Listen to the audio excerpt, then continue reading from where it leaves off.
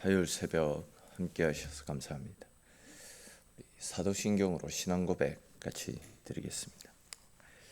나는 전능하신 아버지 하나님 천지의 창조주를 믿습니다. 나는 그의 유일하신 아들 우리 주 예수 그리스도를 믿습니다. 그는 성령으로 잉태되어 동정녀 마리아에게서 나시고 본디오 빌라도에게 고난을 받아 십자가에 못 박혀 죽으시고 장사된 지 사흘 만에 죽은 자 가운데서 다시 살아나셨으며 하늘에 오르시어 전능하신 아버지 하나님 우편에 앉아 계시다가 거기로부터 살아있는 자와 죽은 자를 심판하러 오십니다. 나는 성령을 믿으며 거룩한 공교회와 성도의 교제와 죄를 용서받는 것과 몸의 부활과 영생을 믿습니다. 아멘. 찬송 같이 드리겠습니다. 찬송가 366장.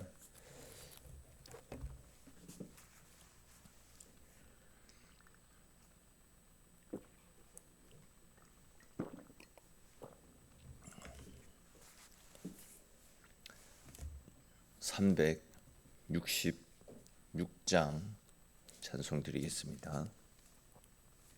366장입니다.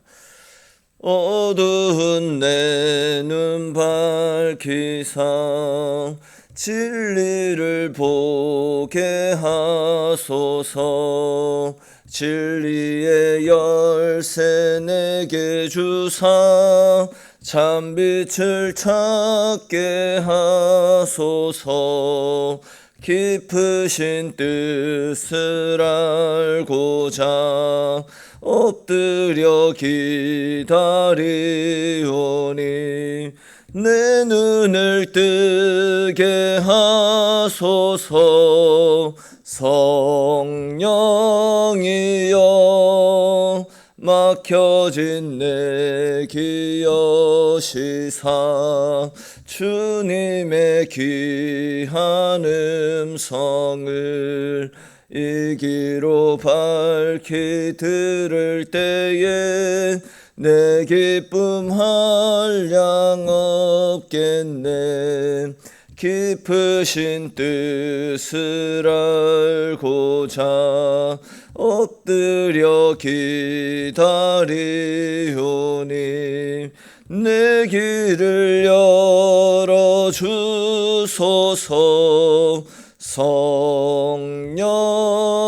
성령이여 봉해진 내 힘 여시사 복음을 널리 전하고 차가운 내 맘 녹여주사 사랑을 하게 하소서. 깊으신 뜻을 알고자 엎드려 기다리오니 내 입을 열어주소서.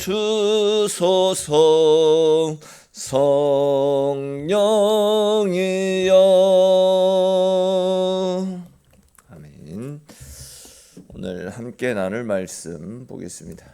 오늘 말씀은 14장 26절에서 40절까지 말씀입니다. 고린도전서 14장 26절에서 40절까지 말씀 한 절씩 읽고 40절 말씀은 같이 읽겠습니다. 그런즉 형제들아 어찌할까? 너희가 모일 때에 각각 찬송시도 있으며 가르치는 말씀도 있으며 계시도 있으며 방언도 있으며 통역함도 있나니 모든 것을 덕을 세우기 위하여 하라.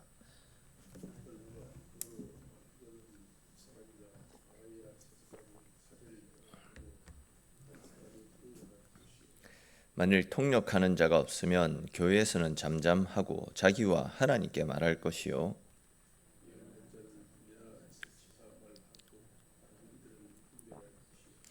만일 곁에 앉아 있는 다른 이에게 계시가 있으면 먼저 하던 자는 잠잠할지니라.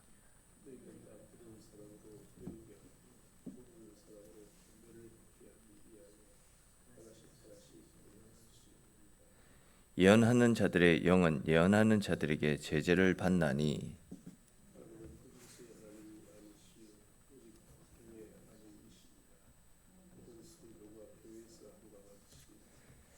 여자는 교회에서 잠잠하라. 그들에게는 말하는 것을 허락함이 없나니 율법에 이른 것 같이 오직 복종할 것이요.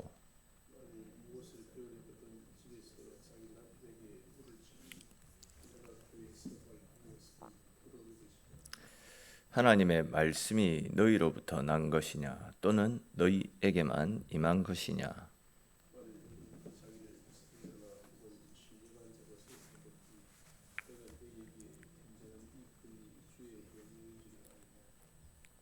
만일 누구든지 알지 못하면 그는 알지 못한 자니라.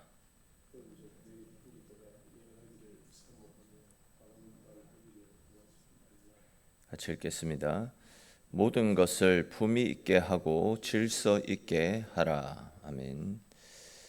우리가 지금 계속 살펴보고 있듯이 하나님께서 주신 은사는 나를 드러내고 가시하기 위한 수단이 아니라 교회와 성도들의 덕을 세우기 위해서 하나님께서 선물로 주신 것 아니겠습니까? 특별히 이제 바울은 방언의 은사가 분명 귀하고 복된 은사이지만 교회 안에서 통역 없이 무분별하게 사용되어지게 될 때에 다른 사람들에게 유익을 주지 못하고 또 오히려 공동체 안에 혼란을 야기시킬 수 있기 때문에 방언의 은사보다는 성도들을 권면하고 또 믿지 않는 사람들에게까지도 하나님 앞에 엎드리게 만들 수 있는 예언의 은사를 더 사모하라.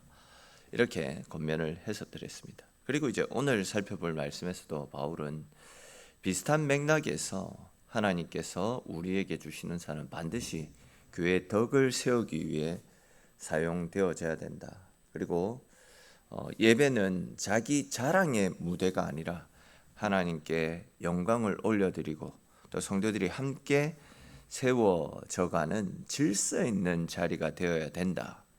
이런 측면에서 또 같은 맥락의 말씀을 계속해서 이어가고 있는데요. 그와 관련된 말씀들을 조금 더 자세히 살펴보겠습니다. 먼저 이제 26절 말씀을 보시면 고린도 교회 안에는 다양한 은사들이 나타나고 있었음을 알 수 있습니다. 어떤 사람은 찬송을 가지고 있었고 또 어떤 사람은 가르치는 말씀을 가지고 있었고 또 어떤 사람은 계시를 받았다라고 말하고 또 어떤 사람은 방언을 말했고 또 어떤 사람은 통역의 은사를 가지고 있었습니다. 겉으로 보면 이제 은사가 굉장히 풍성한 교회였습니다. 예배 가운데 이런저런 다양한 은사들이 여기저기서 나타나고 있었습니다. 근데 이제 보시면 바울은 이런 다양한 은사들을 예배 가운데 드러내기 위해서는 한 가지 기준을 세워주고 있습니다. 그 기준은 다른 것이 아니라 모든 것을 덕을 세우기 위해서 하라라는 기준입니다. 즉 은사가 있느냐 은사가 없느냐 이것이 중요한 것이 아니라 그 은사가 교회를 세우고 있느냐 그겁니다.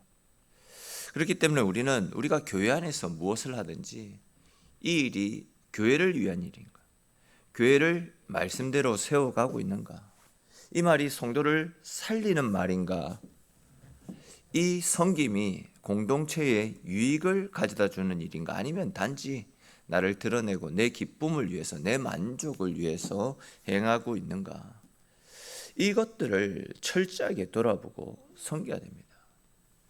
우리가 진짜 교회 유익을 위해서 섬기고 행하는 일들이다라고 한다면 누가 알아주지 않더라도 서운하지 않습니다. 이 섬김이 하나님이 기뻐 받으시고 또 교회가 이 모양 저 모양으로 세워지는 일이기에 남이 알아주지 않아도 서운하지 않습니다. 근데 내 마음 가운데 서운한 마음이 일어나고 있다. 이 말은 결국 내 기쁨, 내 자랑, 내 유익을 위해서 섬기고 있다. 이 이야기겠죠. 우리는 우리의 섬김이 진짜 나를 위한 섬김인지 교회의 유익과 성도들의 하나됨을 위한 섬김인지 생각해 볼 수 있어야 됩니다. 그리고 내가 하는 일들이 아무리 신령해 보이고 아무리 열심히 있어 보인다 할지라도 그것이 교회의 덕을 세우지 못하고 성도들을 혼란스럽게 만들고 또 누군가를 아프게 만들고 내 스스로를 손게 만드는 일이다라고 한다면 그 일들을, 그 방식들을 다시 돌아볼 수 있어야 됩니다. 사도 바울의 이런 권면의 말씀처럼 내가 지금 섬기고 있는 모든 일들이 나의 기쁨, 나의 유익을 위한 일들이 아니라 교회를 교회되게 하고 또 성도들을 아름답게 세워나갈 수 있는 섬김으로 이어질 수 있기를 철저하게 말씀의 원리를 따라 주님의 교회를 섬겨나가시는 저와 여러분들이 되시기 바랍니다. 또 이어지는 27절, 28절 말씀 보십시오. 바울은 예배 가운데 방언을 말할 때의 질서를 가르치고 있습니다. 방언을 말하려면 두 사람이나 많아도 세 사람이 차례를 따라 말하라 라고 합니다. 여기저기에서 방언을 계속 이야기하도록 놔두지 말고 딱 제한을 두고 많으면 세 사람까지만 방언을 하도록 이야기하고 있죠. 그리고 반드시 방언으로 말할 때는 이거는 예배 시간에 기도하는 걸 이야기합니다.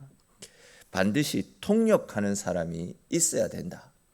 그렇게 이야기합니다. 계속 이야기 드렸던 부분이죠. 만약 통역하는 사람이 없으면 교회에서는 잠잠하고 자기와 하나님께만 말하라 이렇게 이야기합니다.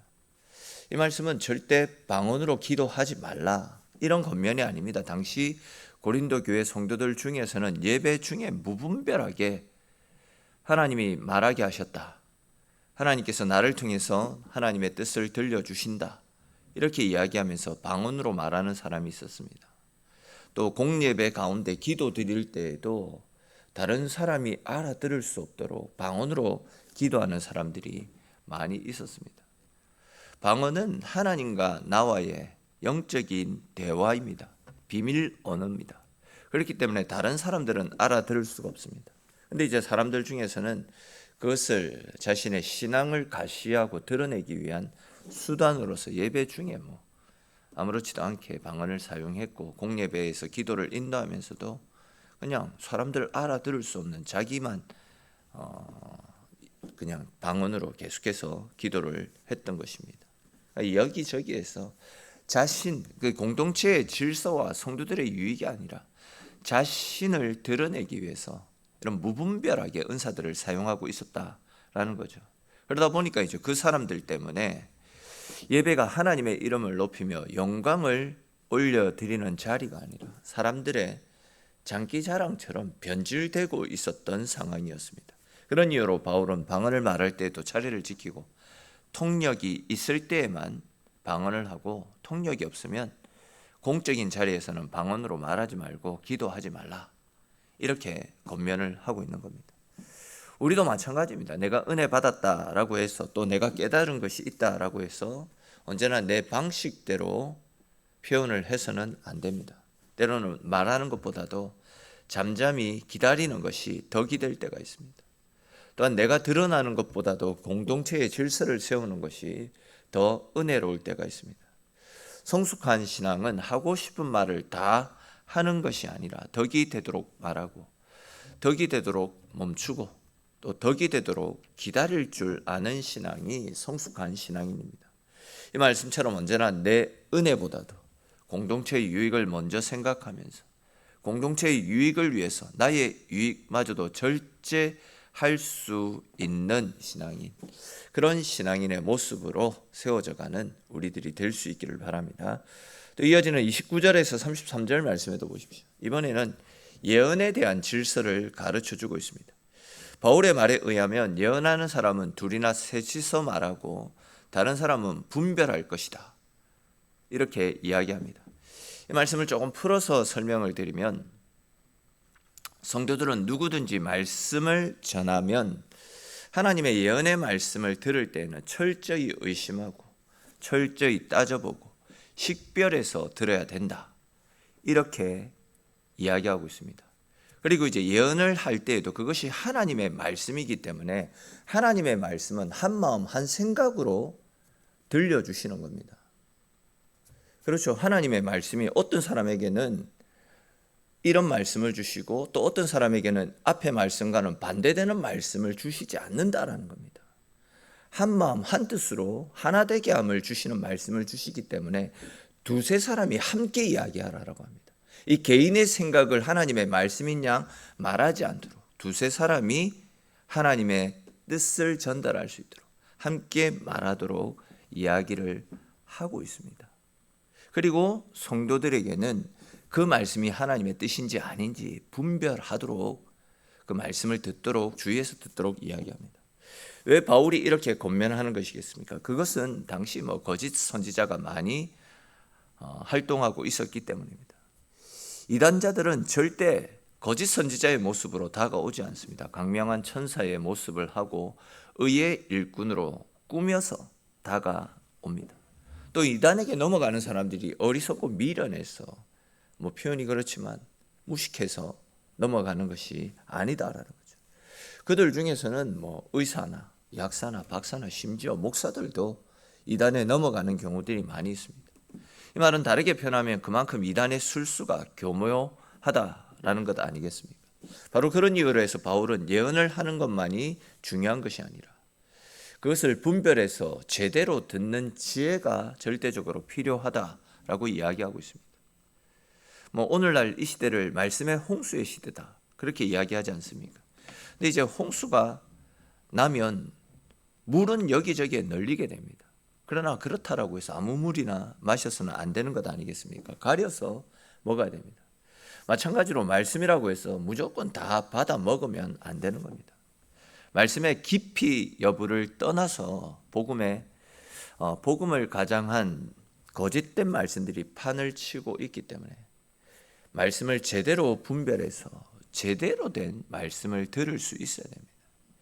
그것이 이제 거짓 말씀으로부터 자신을 지켜나갈 수 있는 최소한의 안전장치다라고 말씀을 들을 수 있고 또 이제 우리가 지금 유튜브만 열면 말씀을 쉽게 접할 수 있기 때문에 목사가 전하는 말씀이라고 해서 무조건적으로 다 들어서는 안 됩니다. 귀에 듣기 좋다라고 해서 무조건 들어서는 안 되고 검증되어진 목사님들 말고 처음 익숙하지 않은 분들의 말씀을 들을 때는 저한테라도 꼭 물어보고 검증을 해서 들어야 되는 겁니다.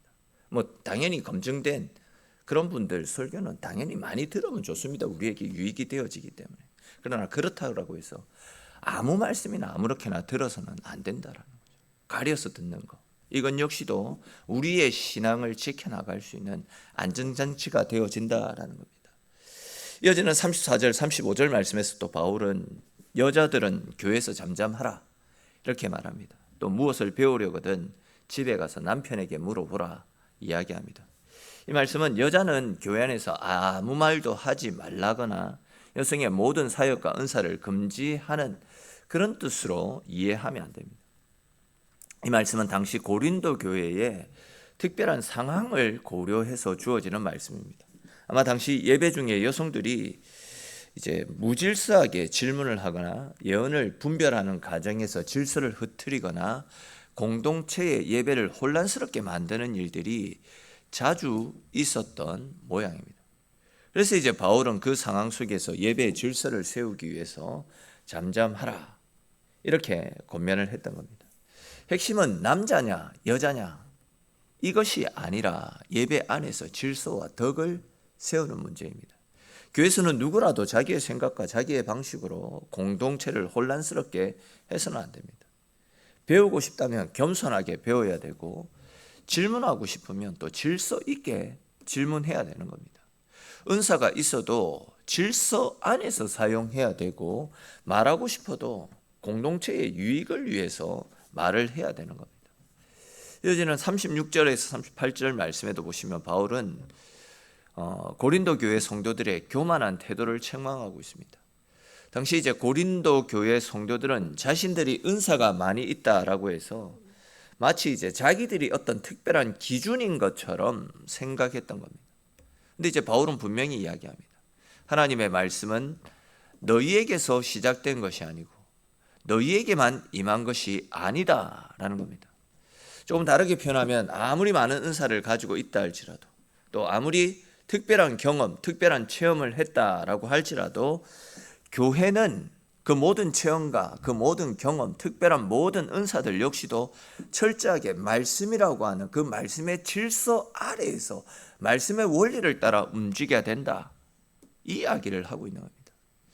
사실 신앙생활에서 가장 위험한 것 중에 하나가 내 경험을 말씀보다 앞세우는 겁니다.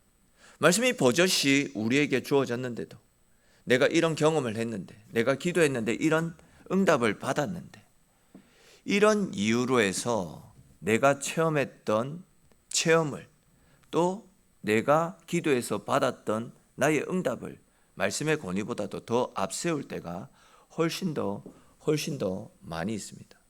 근데 이제 참된 은혜는 말씀을 거스르지 않는 겁니다. 말씀의 권위 아래서 교회를 세워나가야 되는 겁니다. 질서, 교회 안의 질서를 절대 무시해서는 안 됩니다. 예전에 이제 어떤 교회에서도 이제 사모님이 기도해서 응답을 받았다라고 하면서 그 사모님의 기도의 응답을 절대시합니다. 교회 안에 분명히 당회라고 하는 공동체의 어떤 질서가 있는데, 교회의 질서가 있는데, 당회에서 결정된 것도 사모님이 기도해서 응답받으면 다 엎어집니다. 이것은 교회를 교회되게 하는 것이 아니죠. 말씀의 권위와 질서보다도 앞서는 내 체험이 앞서서는 안 됩니다. 그런 체험들이 있다라고 한다면 이야기를 해서 공동체 안에서 함께 기도하고 또 공동체 안에서 함께 협의를 통해서 이루어가는 것, 그것이 질서 있는 것이지, 내가 체험했다 무조건, 이것은 교회를 오히려 혼란 가운데 빠뜨릴 수 있기 때문에 사도 바울은 절대적으로 말씀이라고 하는 질서 안에서, 또 교회의 조직이라고 하는 질서 안에서 그 모든 일들을 질서 가운데, 말씀 가운데 세워갈 것을 당부하고 있는 거죠. 이제 마지막으로 이제 39절부터 40절까지 말씀해 보시면 바울은 예언을 사모하라 이야기합니다. 왜냐하면 예언은 하나님의 말씀을 알아듣게 전함으로써 교회를 세우는 은사이기 때문에 그렇습니다. 근데 이제 또 동시에 방언 말하기를 금하지 말라 이렇게 이야기합니다.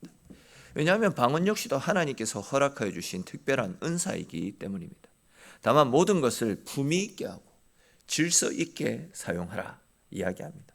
바울이 계속해서 똑같은 말씀을 우리에게 전하고 있습니다. 그만큼 당시 고린도 교회가 이 은사 때문에 시끄럽고 혼란스러웠기 때문에 절대적으로 질서 있게 공동체 안에서 성도의 유익과 교회의 유익을 위해서 사용하라라고 이야기합니다.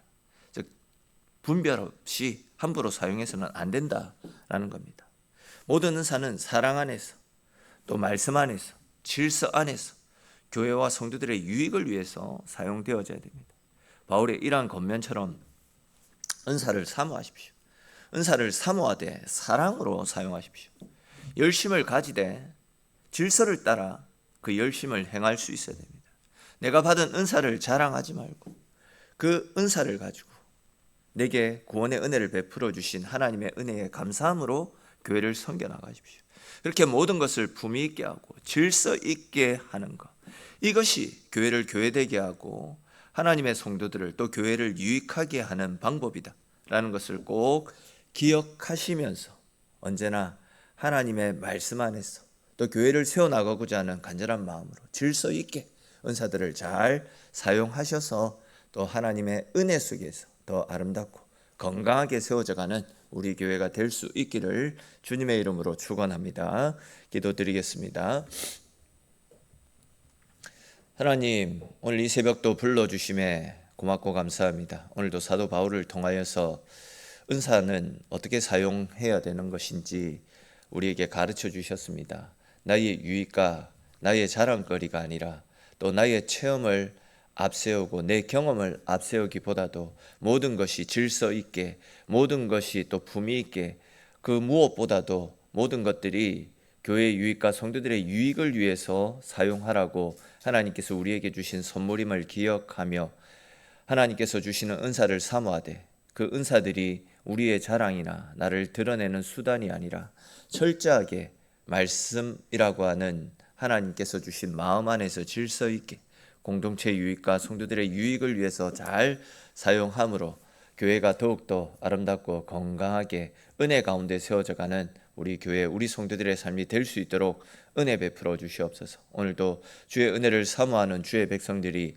새벽을 깨우고 주님의 자리에 나왔습니다. 기도하며 하나님 찾을 때에 하늘의 은혜를 부어주시고 우리가 기도하는 것보다도 더 크고 풍성한 것들로 채우시는 하나님의 사랑을 누리며 돌아가는 귀한 시간 되어지도록 하나님 함께하여 주시옵소서. 모든 말씀 살아계신 우리 주 예수님의 이름으로 기도드립니다. 아멘.